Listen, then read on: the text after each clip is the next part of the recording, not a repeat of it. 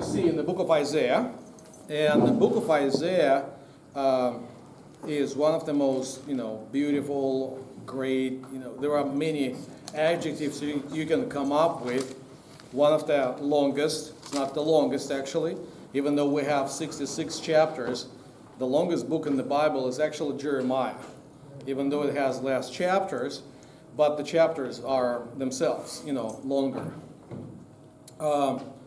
Before we'll go into the book itself, I need to tell, and you have handouts, right? So the name Isaiah means salvation of Yahweh, okay? So therefore it's very close related to the name of Jesus. We have three of these names that kind of build up on each other. The name of Joshua, son of Nun, the guy who leads people into the land. Okay, it's a relative similar, not identical, but similar name. The name Isaiah is a similar name. It means salvation of Yahweh. So one guy brings people into the land from the wilderness. Another guy sings a song or songs about the suffering servant and his victory. And then we have the ultimate salvation of Yahweh in Jesus, the one who brings us from the wilderness of sin into the land of righteous life, and doing that because he is the suffering servant and he is the one who takes upon himself the sins of the world. Okay? So those two kind of parallels can be kept in mind while we read the book about the meaning of the name and the connection with Jesus. Now, I wrote two important names, Dorderline and Bernard Doom, okay? And it's relatively easy to remember if you can come up with a very, sarcastic jokes about that. Dorderline wrote dirty lines, okay? That's the first guy. I mean, he didn't do anything dirty in the, our current day and age sense of some kind of, social media dirt. But he was one of the first guys who introduced the idea that Isaiah as a book, the book of Isaiah, was not written by the same guy. He introduced the idea that Isaiah was written at least by two guys. One guy before, when it's dated, in the days of King Uzziah and King Hezekiah, so around 740, 790, 720s, okay, BC. So we are talking about BC. But then, since there is a mentioning of Cyrus, the king of Persia, and there is a abundant mention of Babylon and Babylonian captivity, while in the 700s, in the 8th century BC, Babylon was not a big power by no means. The biggest power at that time was Assyria. Okay? So since it mentions Babylon and active involvement of Babylon in the exile and so on and so forth, the second guy should have been in the Babylonic time. So if he by no means could foresee, he had to be at least a contemporary of the exile. So that's the first one. And if you know anything about the date, it's very interesting that it kind of correlates. Maybe it will be helpful for you to remember that this is roughly a few years around of Great French Revolution. Okay, that began in 89. My dyslexics came in. So it goes from 1789 to 1792. Okay, so we can think of the Great French Revolution with lots of blood and lots of sacrifices of humans. But we also can think of the Great Isaiah Revolution that was made by Dorderline. Yes, again, who wrote Dorderline about authorship of Isaiah.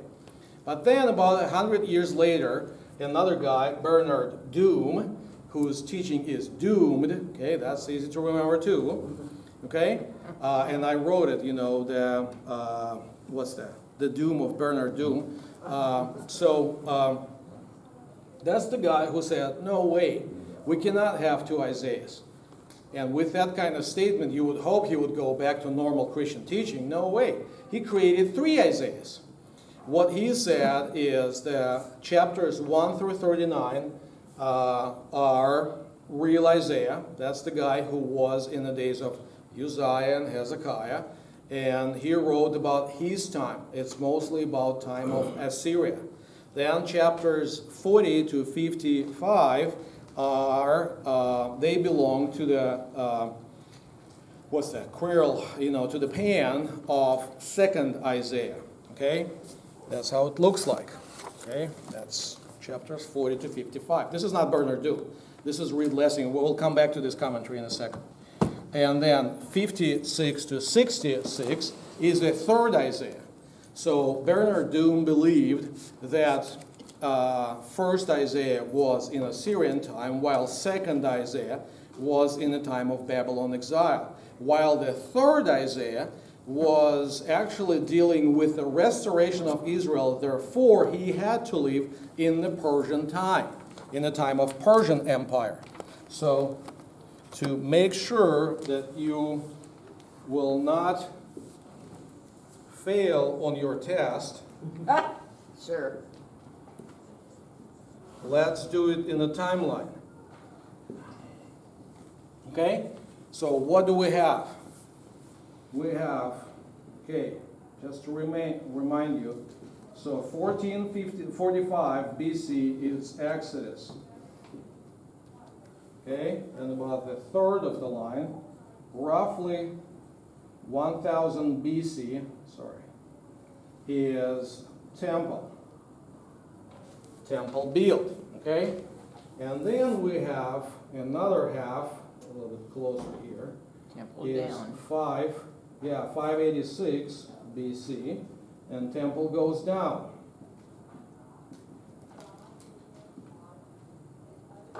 Destroyed. So, Isaiah, if we believe the Bible, lived around the destruction of Samaria. And that happened in the northern kingdom, okay? The northern kingdom, which is 721 BC. Okay? That's the northern kingdom fall. Okay? But if they advanced that kind of teaching into idea that there is a first Isaiah, then after temple was destroyed in exile, there was a second Isaiah, and when Cyrus the Great, Persian king, in 536 BC, released Jews from captivity, that means that the third guy should have lived somewhere over here. Okay? There are a few problems with this interpretation. It is possible to say that some of the books, yes? Are those Roman numerals people, or are they books or writings? It's, yes. What? Okay? Because nobody has seen anybody, and there is no mentioning of in the history that second Isaiah or third Isaiah existed. Different scholars believe in different things. Some people believe that it was a human, one single guy here, and another single guy here who wrote second and third part of Isaiah. Other people believe that it was a school of, kind of like spiritual descendants of the first primer Isaiah, and then there was a group of people who put together second, and group of people who put together third. Okay? The thing is, there are few problems with this interpretation. We need to begin with an assumption that, not an assumption, with a statement that actually, yes, it is true that some of the books in the Bible do not have specified authorship. For example, we've talked about 1st and 2nd Samuel, okay? But, which is historically have been attributed to the prophet Samuel. The problem is, it's by no means, and you do not need to be liberal or anything else, to say that by no means Samuel could write the whole book, both two parts. Why? Because by chapter 25, he dies. And his death is described in chapter 25 of 1 Samuel. And then we have another supporter of David, and then we have Nathan. So whoever put the book together and called it 1 Samuel, we have no problem with that. But with the book of Isaiah, I don't think this logic this logic is applicable for a few reasons. Reason number one, Jesus never ever says anything that in the days of second Isaiah or school of disciples after exile of Isaiah or something like that. In the Gospel of Luke in chapter 4, when Jesus begins his preaching ministry, he comes to his own home in Nazareth. And Luke, being a historian, as we know from the beginning of the book, says, the scroll, single, of Isaiah, single, not Isaiah's, was given to him. And he reads from chapter 61. Okay? And he says, the words are fulfilled now. So Jesus had no problem being a first century Jew, same as all of his environment, who knew the language, because all of those prepositions are based on supposed difference in language and theme. Okay? He knew the language, he knew the culture, they knew the culture, they knew the language. They were not far, far away from that history. Okay? They could have kept it, and they should have kept it if it was true, the first and third and fourth Isaiah. Okay? So that's thing number one. There is thing number two, at least. Even in what is called intertestamental period. So the last book that we will talk about in the Old Testament section is written roughly in 450 BC. That's a book of great Italian prophet Malachi. Okay? Okay? In reality, Malachi, my angel, my messenger. We've talked about this book actually a little bit, but we'll come back. So this period between the end of what we call Old Testament and the beginning of writing New Testament, we call intertestamental period.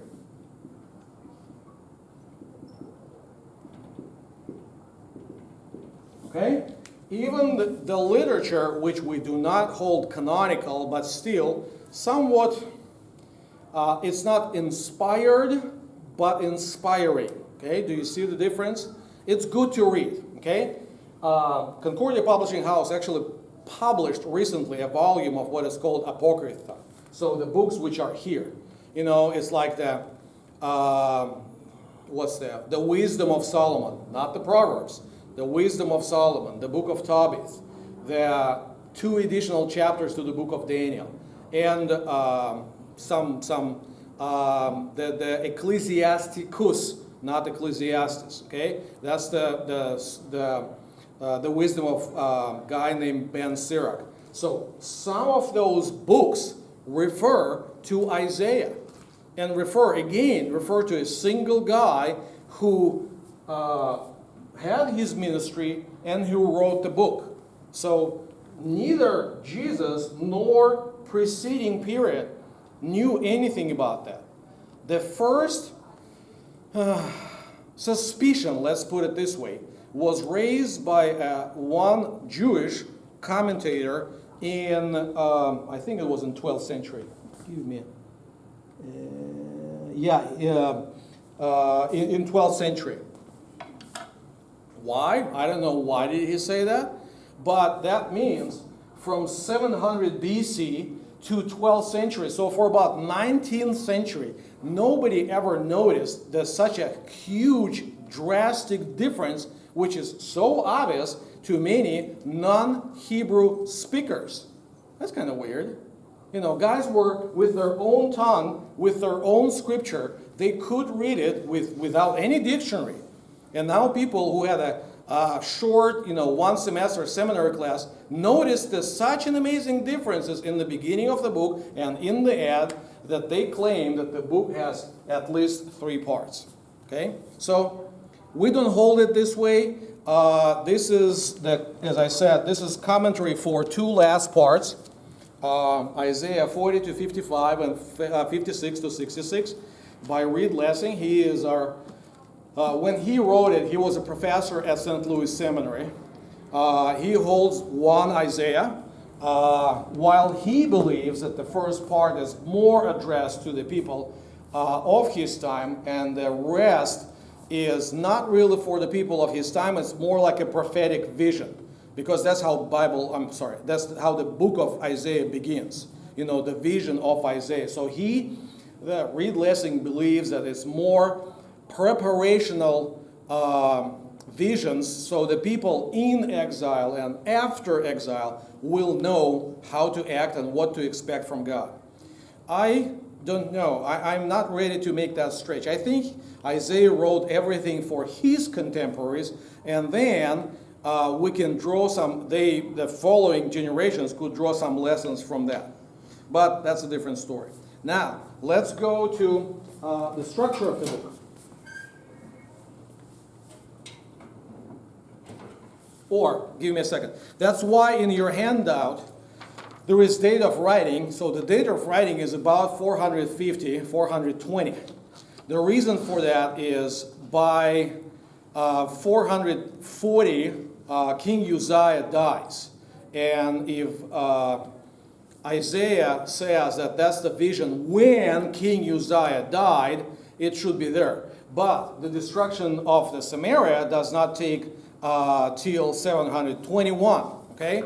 So that means the chapters 36 to 39, which describe the historical narrative how Assyrians, after capturing Samaria, came down to Jerusalem and besieged Jerusalem, should happen. But it's still 20 years, not 300 years.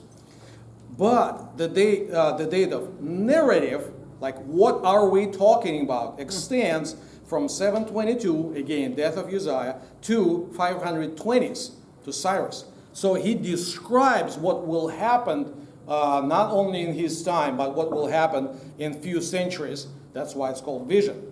But it was written in 700. Now, with the structure, we can identify relatively easy, actually, 7 parts. I little bit disagree with this kind of 40 to 59. I think it's 40. I agree with those who believe that the last part is 49 to 54.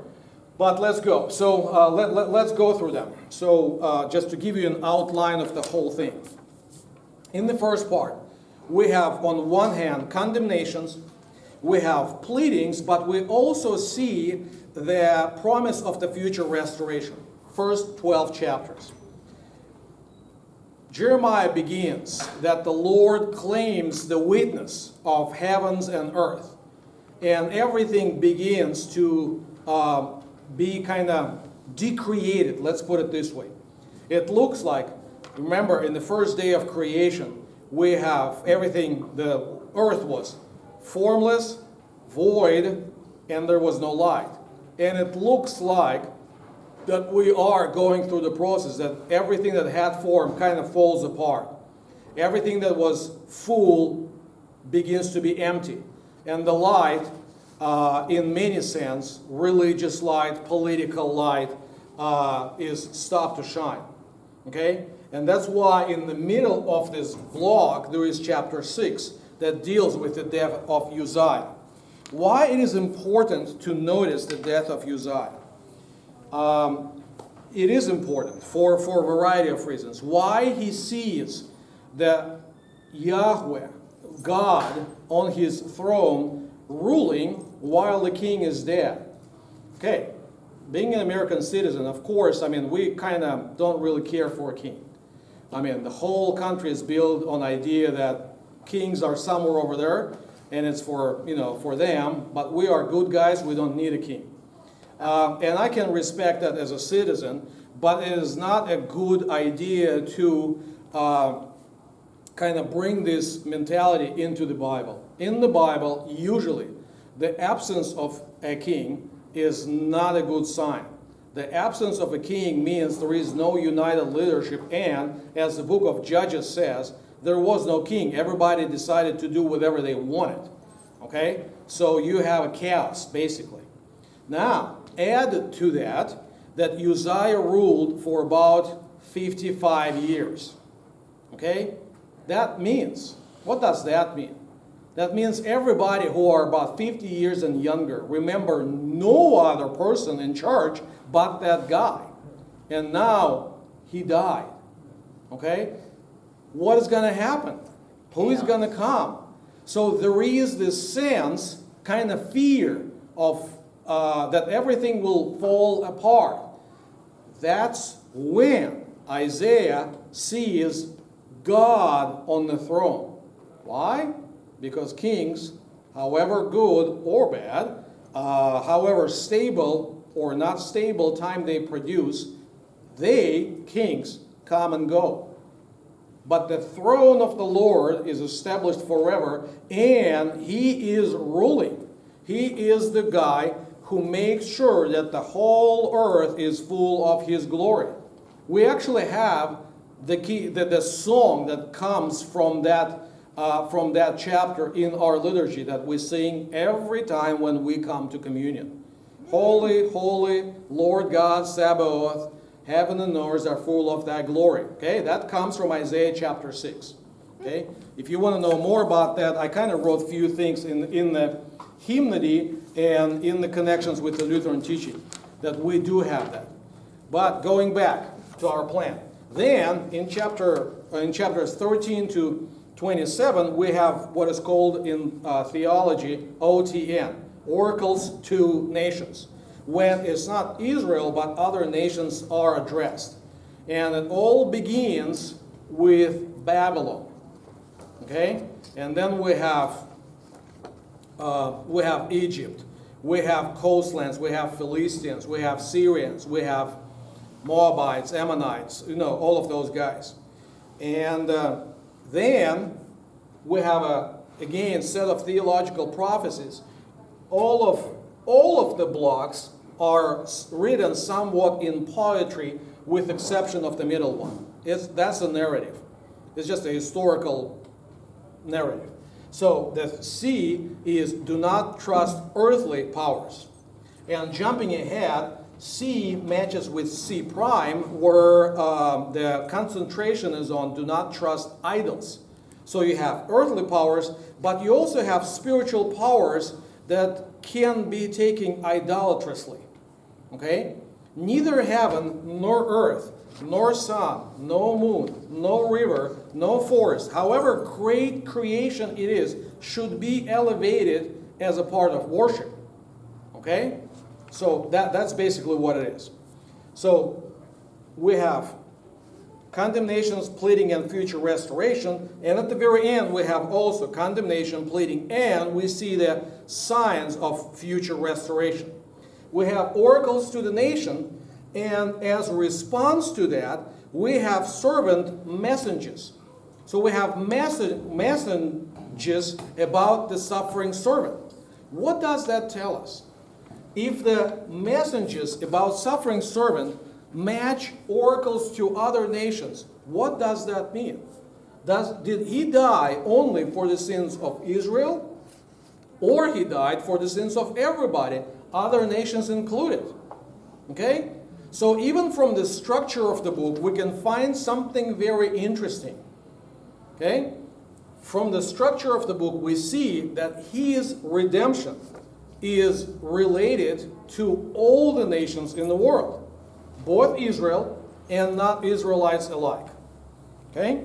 And then, as I said, C is do not trust earthly powers, and then C prime, do not trust idols. In the middle, we have a historical narrative about King Hezekiah. Okay?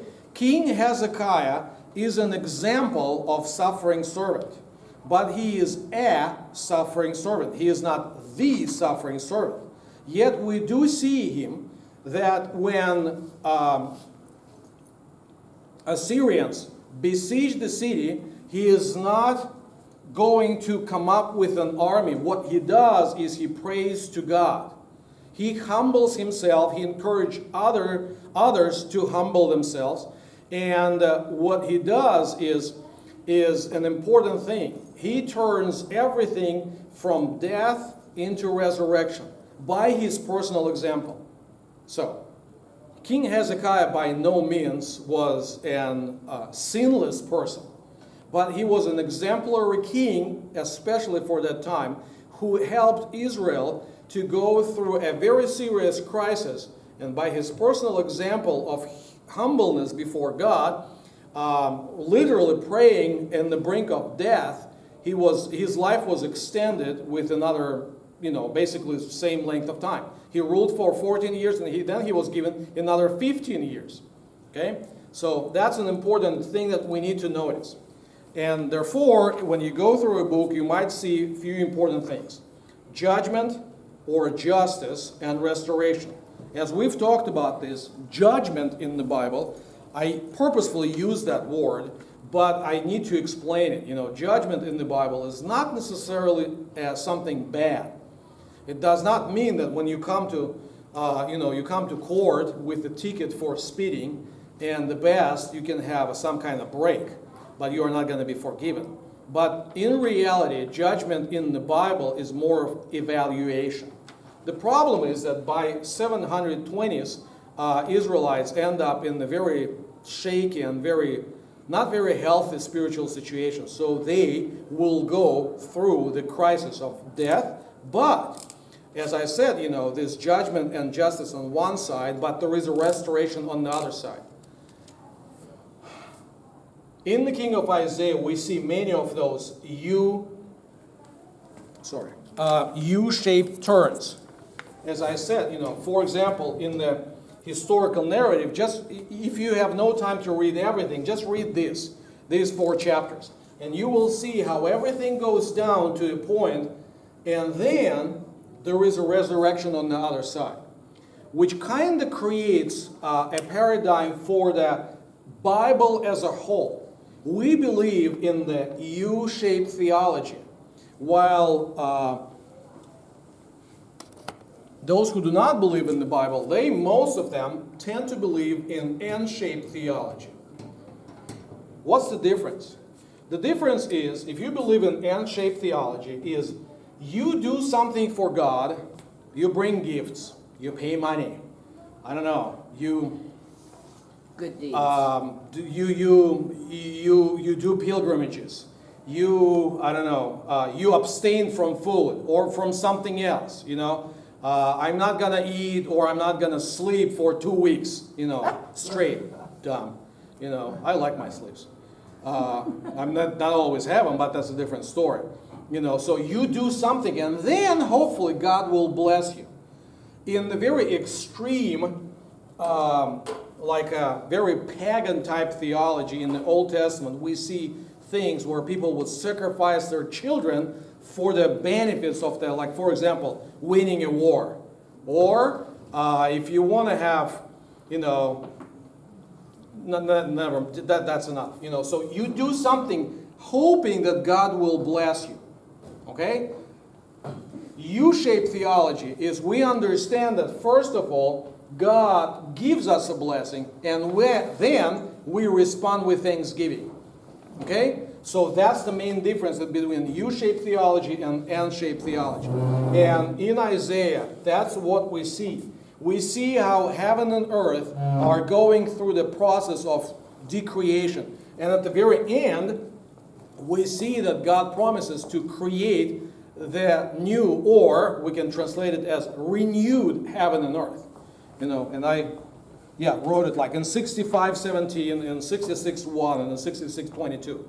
So always keep in mind that book of Isaiah is one of the most parade examples where you can obviously see the difference between U-shaped theology and an N-shaped theology. When Isaiah addresses idols in particular in chapter 40, okay, which is kind of like a parallel to Psalm 115.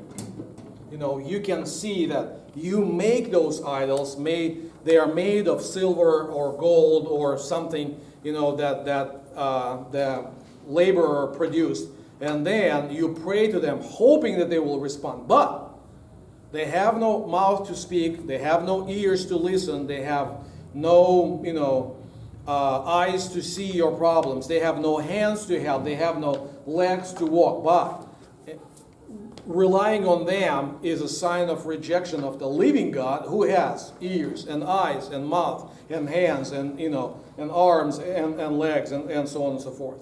So that's an important thing. There is another important thing that sometimes is missed from the book of Isaiah. I already mentioned that we have a whole block addressing other nations.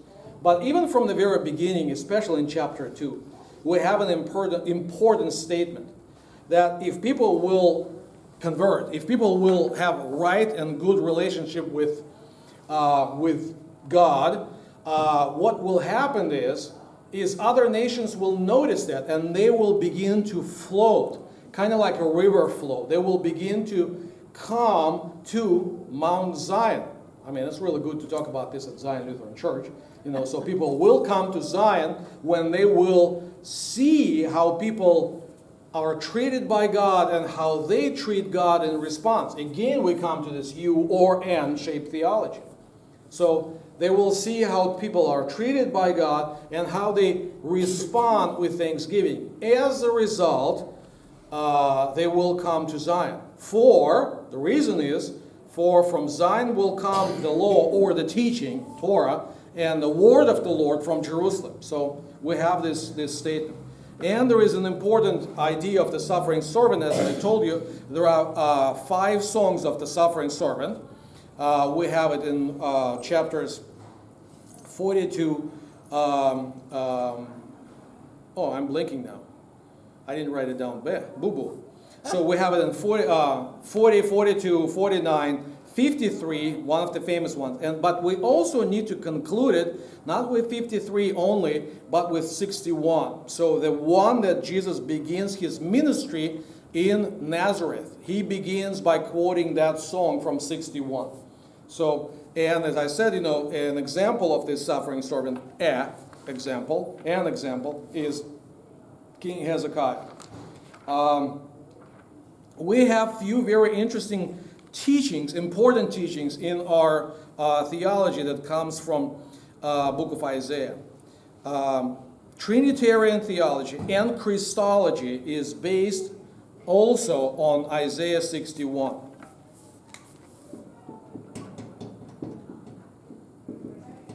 So let's go there for a second into 61:1. In Isaiah 61:1, we have, and that's what Jesus reads in Gospel of Luke chapter 4. The Spirit of the Lord God is upon me, because the Lord has anointed me to bring the good news to the poor.